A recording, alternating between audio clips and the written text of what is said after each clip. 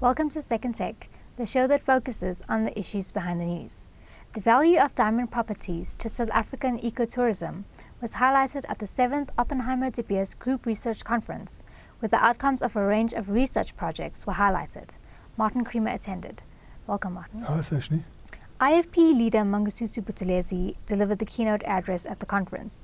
He highlighted the importance of conservation. Can you tell us about that? Yeah, I didn't realize he was a lifelong conservation person.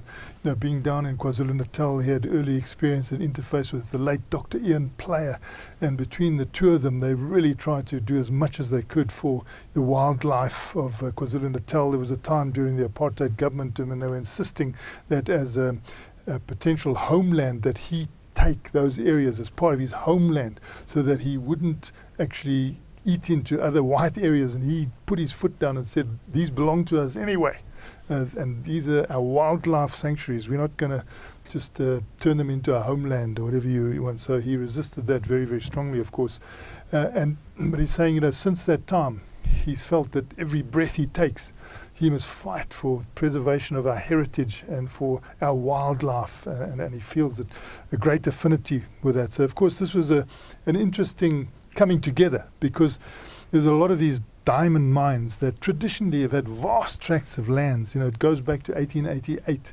when Cecil John Rhodes started with De Beers.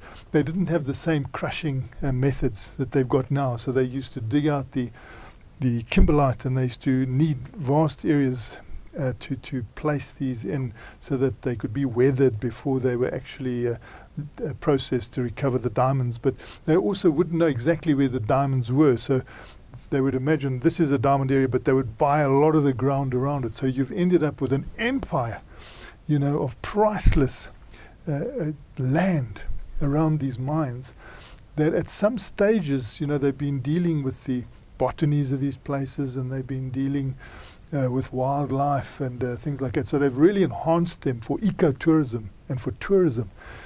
I think they really could be visited by a lot of South Africans. It would do a lot of good. I believe it's not that cheap to do this route, and probably it's dominated by foreign visitors.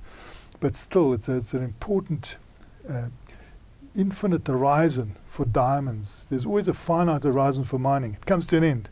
You know, you dig your hole, you reach a point where, you know, you've decided, well, it's not economic to go any further, or there's nothing left.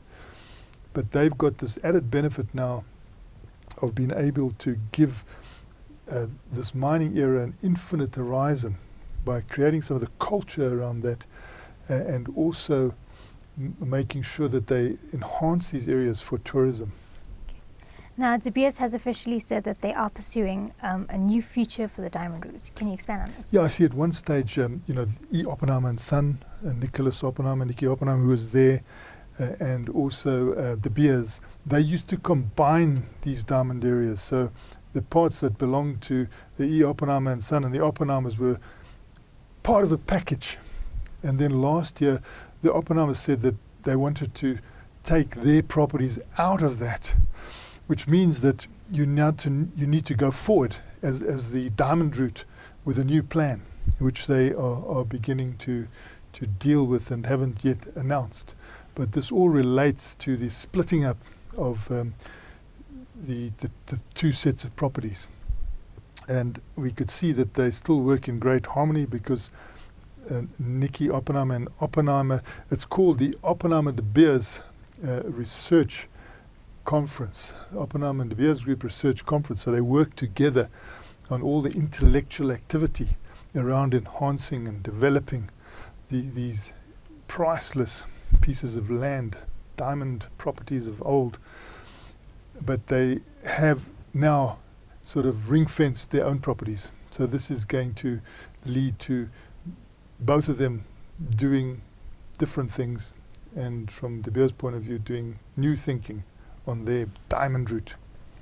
Tell us about the wildlife aspect of this diamond route. Yeah, they assured me that it was apocryphal, that they introduced wildlife so that thieves wouldn't come along and steal the diamonds. You know, they said that was apocryphal. It wasn't true.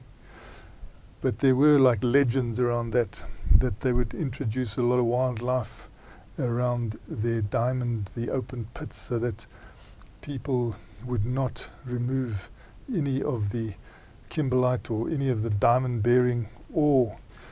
But they said no, that wasn't the case at all. It was just visionary management that decided to introduce rare species.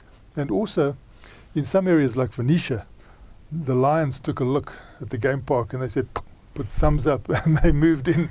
So they came of their own accord into this quite historic area around Venetia in northern in Limpopo.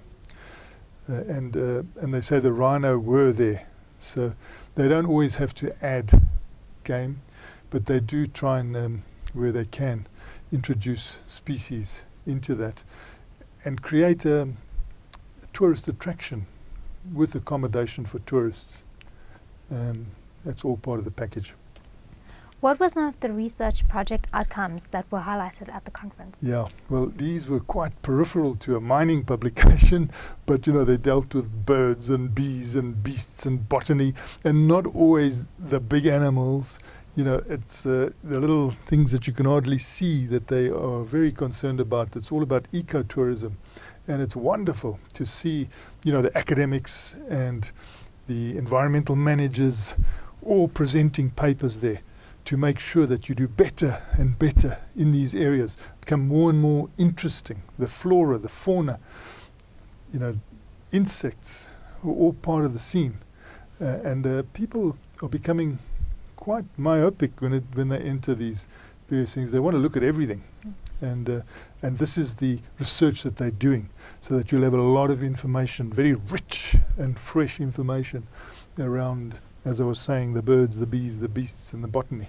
And they spell it out and they put posters up, and there's a lot of enthusiasm. Students as well get involved.